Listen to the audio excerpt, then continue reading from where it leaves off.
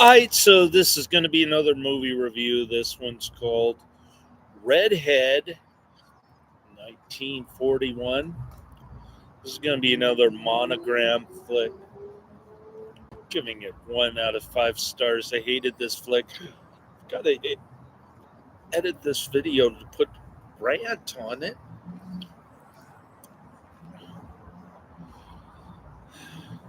About ready to head to my last night at the San Francisco's largest homeless shelter. I heard that the other ones were worse than this.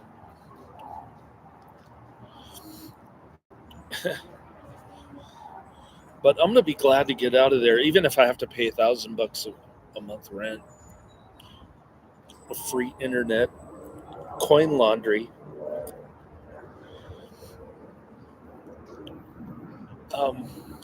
It's only 17 minutes walk to my work, my new pad, and it's only 11 minutes walk to my car. So I'm pretty stoked about it. It's a little tiny space, so I don't know where I'm going to put all my junk that's in my back seat and my trunk, but I guess I'll cross that bridge when I get there tomorrow morning. It's going to be an adventure. Redhead is a 1941 U.S. comedy film directed by Edward L. Cahn and starring Johnny Downs, June Lang, and Eric Blore. If you can tell by the movie title, the movie's about a redhead.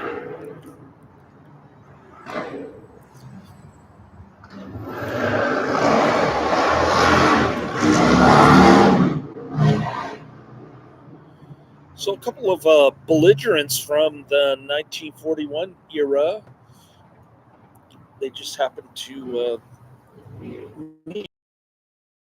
The other one's like got a criminal background, or I don't know. The redheads. All right, here's the storyline here. Redhead, 1941, an hour and 4 minutes.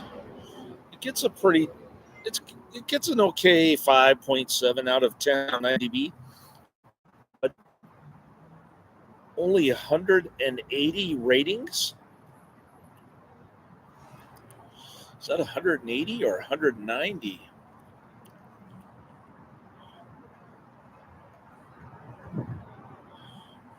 That is 130. Boy, I need dude. 130 ratings on a 1941 movie. I'd say it's a little obscure, this one. If it was less than 50, I'd be super surprised. A young playboy and a girl marry because they think the boy's rich father will pay the girl $20,000 to divorce his son, and they will split the money, $10,000 each. Instead, the father works out a deal with the girl in which she will not only stay married to him, but try to reform him.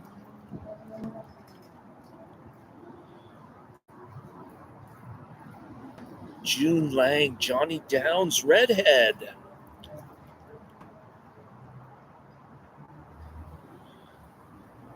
Oh, Herb Vigran is in this.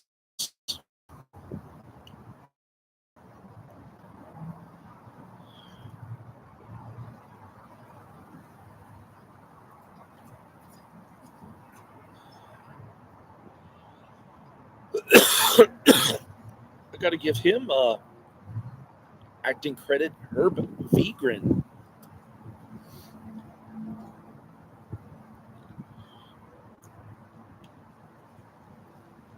All right. Here's a user review from Roaming Ian 61499. Gives it a 10 out of 10. So here's an opposite review of mine. Roaming Ian 61499. See, pull this up. It's a little slow because I'm on the Barnes and Noble internet. Oh, there we go. I stand corrected. All right. So the title of the review on IMDb is A Tight, Surprisingly Relevant Movie, Overlooked Gem. Thoroughly enjoyable movie pre-code. Feminism exists in this delightful frolic of a movie. Having started the film in the background, having never heard of it, while I attended to paperwork, jolly good, great performance by all, truly great, rather, this is a genuinely solid piece of entertainment. Kick back, kick it, relax, and enjoy. This is the movies at their best, distraction, entertainment, and pleasure. Any attempt to review is simply missing the pint. Enjoy. So there's your polar opposite review. More like the Michael Shane private detective, Vicky, the inside story, and the preview murder mystery. A young playboy and a girl marry because they think the boy's rich father will pay the girl $20,000 to divorce his son, and they will split the money $10,000 each. Instead, the father works out a deal with the girl in which she will not only stay married to him but try to reform him. That's the storyline according to frankfob2 at yahoo.com. This is another boring monogram comedy. How many of these am I going to torture myself with? I didn't laugh a single time at this. Where is the humor in this? She learned about men. It took a playboy husband, a rich old daddy, and a couple of other guys to do it. But what Red doesn't known about males isn't worth learning.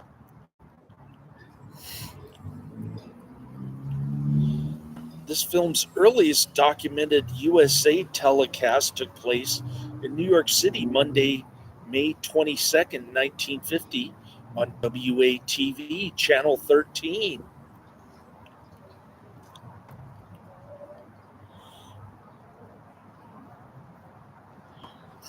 Soundtracks.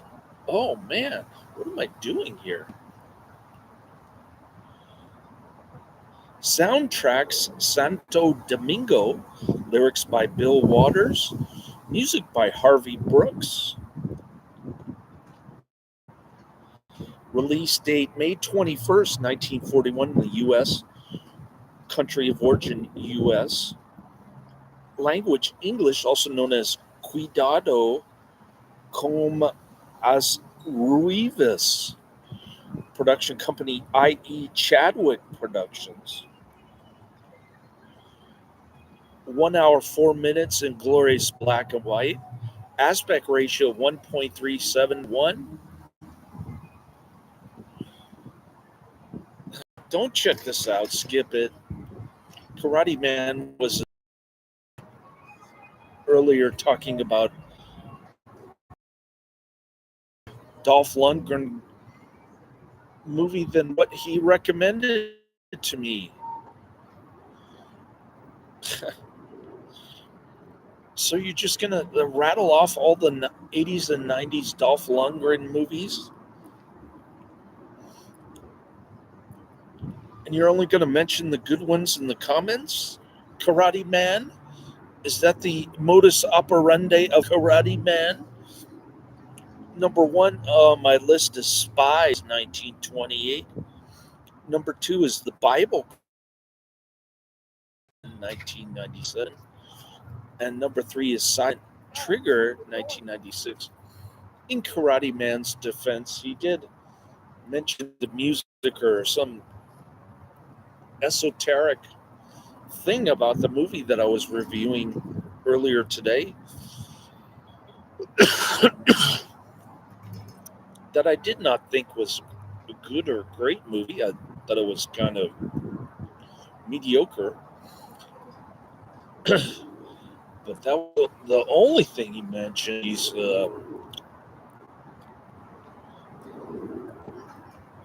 talking about uh, Bridge of Dragon, 1999, which came out the same year. Karate out here. Vitamins before I leave, just for the heck of it.